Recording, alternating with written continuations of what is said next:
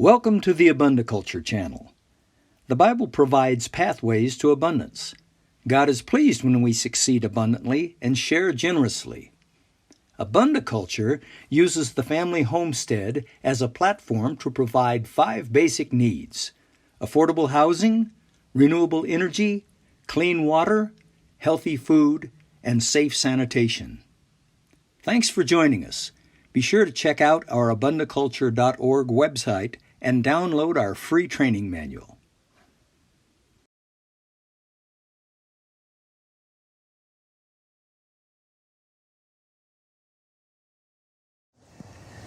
Today we're going to plant tomatoes, everybody's favorite. Tomatoes can be difficult, but it helps if you start by giving them everything they need. Here you see some components.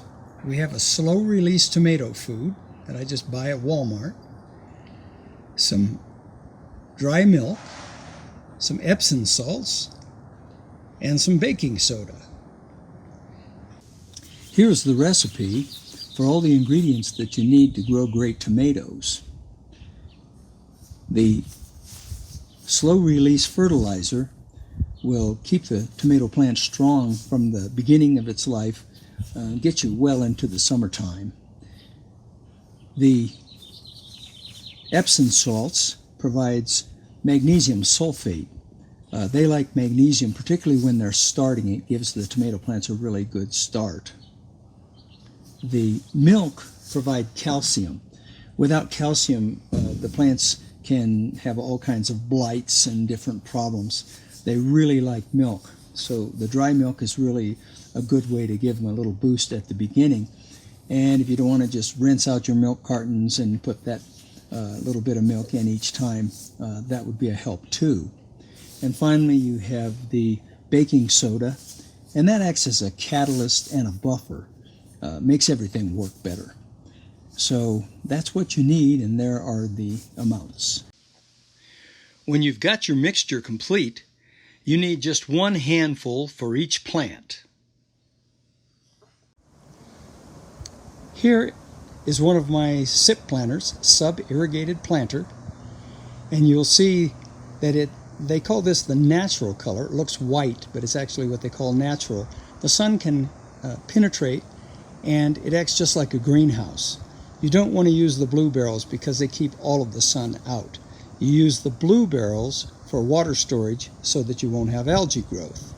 Now I'm going to get a little closer here, and you're going to see that I've dug a nice big hole right in the middle. There's just going to be 1 tomato plant or 1 pepper plant in each one of these planters.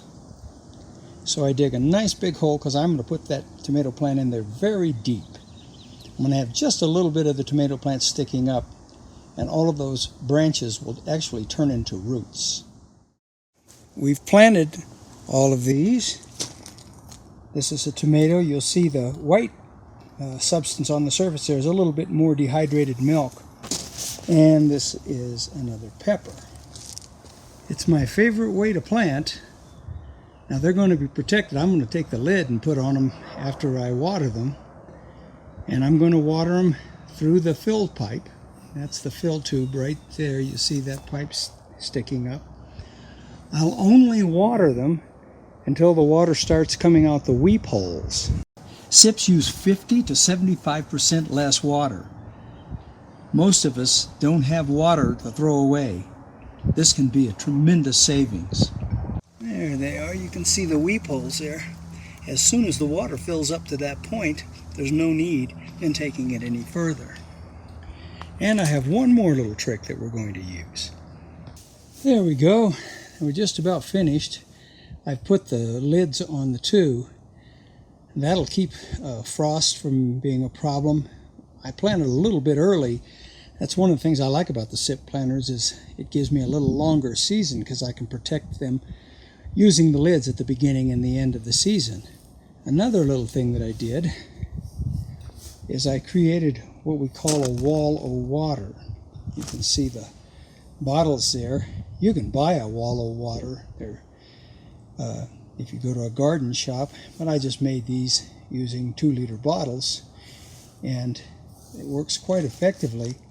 And here's something interesting that I learned. Well, you definitely want to have them early in the spring because that's when things will freeze. Your tomato plants also like the wall of water throughout the summer because the water acts as a temperature buffer. It just keeps the temperature right where the tomatoes like them, like the temperature. And tomatoes are like people. They like it from, about 70 to about 85. You get much below 50 and above 90, and your plants just stop producing. So the wall of water seems to work all through the year for me here in 6,000 feet in Colorado. We'll keep you posted on how these things do. We've had tremendous success using these SIP planters for our tomatoes and our peppers. Keep your eyes on the sky. Keep your hands in the dirt.